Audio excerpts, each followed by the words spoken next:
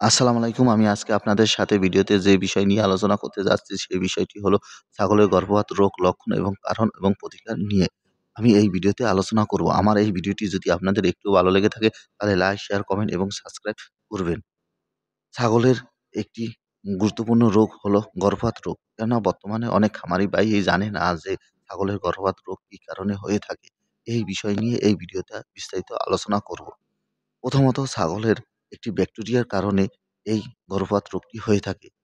কেননা ছাগল যখন গাভীন হয়ে থাকে, রোগের প্রভাব বেশি পড়ে, তাই ছাগলের বেশি পরিমাণ জীবাণু দ্বারা আক্রান্ত হয়। এই আক্রান্তের কারণে অনেক সময় বাছুর বাচ্চা পড়ে যায়। তাই আপনারা এই বিষয়ে বেশি নজর দিবেন। অনেক সময় যদি ছাগলের অপুষ্টিজনিত রোগে ভুগতে আসে, তখন ছাগলের বাচ্চা পড়ে যায় এবং বাচ্চা জন্মের পর মারা যায়, কেননা অপুষ্টিজনিতার কারণে দুর্বল বাচ্চা জন্ম দেয়। আবার অনেক সময় ভুল করে যদি অক্সোটাইটিন গ্রুপের ঔষধ খেয়ে ফেলেন, তাহলেও বাচ্চা অ্যাবর্শন হয়ে যায়। কেননা এই ঔষধটি প্রেগনেন্সি সেফ না। এই কারণেও অনেক সময় বাচ্চা পড়ে যায়। এছাড়া আপনারা যে ঘাস চাষ করেন বা মাঠে ঘাস খাওয়ান, ওই ঘাসে যদি বেশি পরিমাণ সার বা কীটনাশক জাতীয় কোনো ঔষধ দেওয়া থাকে, এই ঘাস খেলেও অনেক সময় বাচ্চা অ্যাবর্শন হয়ে পড়ে যায় বা গর্ভপাত হয়ে থাকে। এছাড়া যদি ছাগলের রোগ প্রতিরোধ ক্ষমতা কম থাকে এবং ভিটামিনের অভাব থাকে, অপুষ্টিজনিত কারণে ভোগে, তাহলেও বাচ্চা অ্যাবর্শন হয়ে যায়। এইসব দিক অনেক খামারি ভাইই জানে না।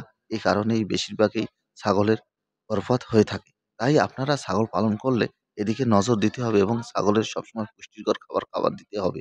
তাহলে এই রোগটি হবে না। আর সবসময় মনে রাখতে হবে, ব্রুসেলোসিস ভাইরাসে যদি ছাগলের গর্ভপাত হয়ে থাকে, তাহলে সেটা গর্ভের শেষ দিকে হয় এবং আবার একটা গর্ভের ১ম দিকে হয়। মাঝপথে হয় না। আর যদি মাঝপথে হয়, তাহলে বুঝতে হবে আপনার যেকোনো খাবারের ভুলের কারণে বা খাবারে রাসায়নিক দ্রব্য মেলার কারণে বা অপুষ্টিজনিতার কারণে গর্ভপাত হয়ে গেছে। দেখেন ভিডিওতে যে ছাগলটি গর্ভপাতের বাচ্চা দেখেন কিভাবে গর্ভপাত হয়। এটি একটি রোগের কারণে গর্ভপাত হয়েছে। এরকম যদি বাচ্চা প্রাপ্তবয়স্ক হওয়ার আগে মারা যায়, তাহলে বুঝতে হবে এটি একটি গর্ভপাত হয়েছে। এই গর্ভপাতটা একটি জীবাণুজনিত কারণে হয়েছে। অনেক সময় যদি গর্ভপাত হয়ে থাকে, ব্রুসেলোসিস ভাইরাসে যদি গর্ভপাত হয়ে থাকে, তাহলে পরপর ৩ বার পর্যন্ত এরকম বাচ্চা পড়ে যায়, তারপর ঠিক হয়ে যায়। আর যদি এইটা কোনো পাঠা দিয়ে ইনফেকশন করা হয়, ওই পাঠার মধ্যে এই ভাইরাস বা ব্যাকটেরিয়াটি ঢুকে যায়, তখনই আবার অন্য একটা ছাগলের মাধ্যমে ছড়ায়। তাই আপনার খামারে যদি এই রোগটি দেখা দেয়, তাহলে আগে ছাগলটিকে ট্রিটমেন্ট করবেন, তারপর বীজ ধরাবেন। তাহলে আপনার আর অন্য ছাগলও আক্রান্ত হবে না এবং আপনার অন্য ছাগলও অ্যাবর্শন হবে না। এই বিষয় জেনে এবং বুঝে তারপর আপনারা আপনার ছাগলকে ইনসুলিন করবেন। আপনি যদি এই বিষয়ে ভালোভাবে বুঝে না উঠতে পারেন, তাহলে আপনার নিকটস্থ একজন পশু চিকিৎসকের পরামর্শ নিবেন।